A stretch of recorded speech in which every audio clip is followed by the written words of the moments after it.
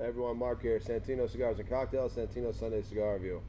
This week on Just a Tip, we're going to talk about rebranding. You're going to see on the show this weekend that we are smoking something that stayed the same but changed up a little bit.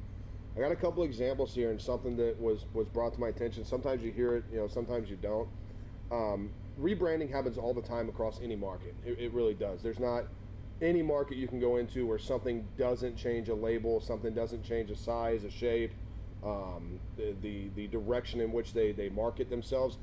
Rebranding is what's kept fashion alive, what keeps hobbies alive, which keeps brand names alive. It's what happens, If every car stayed the same the way it looked with new motors since the 30s, then no one would drive cars.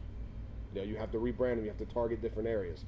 So I've got a couple examples here in both the tobacco world and in the liquor world.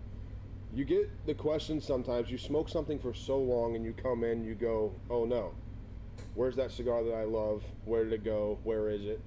It may have just been a rebrand.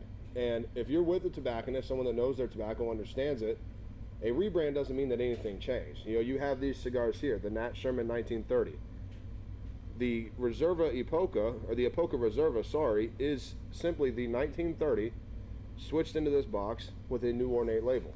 It's now an extension of the Epoca line, and the 1930 will no longer be available. Same cigar, nothing has changed. It's gotten dressed up a little bit more.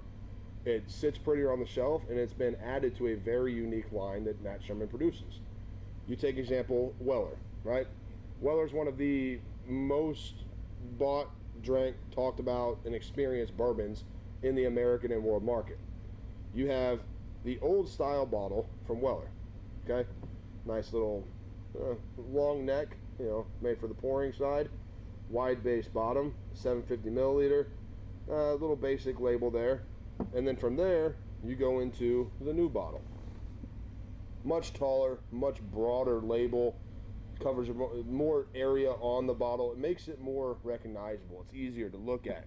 It puts it up into a more normalized bottle shape, standing a little taller, so when it's behind someone's bar, it's in someone's collection, it's easier to spot out.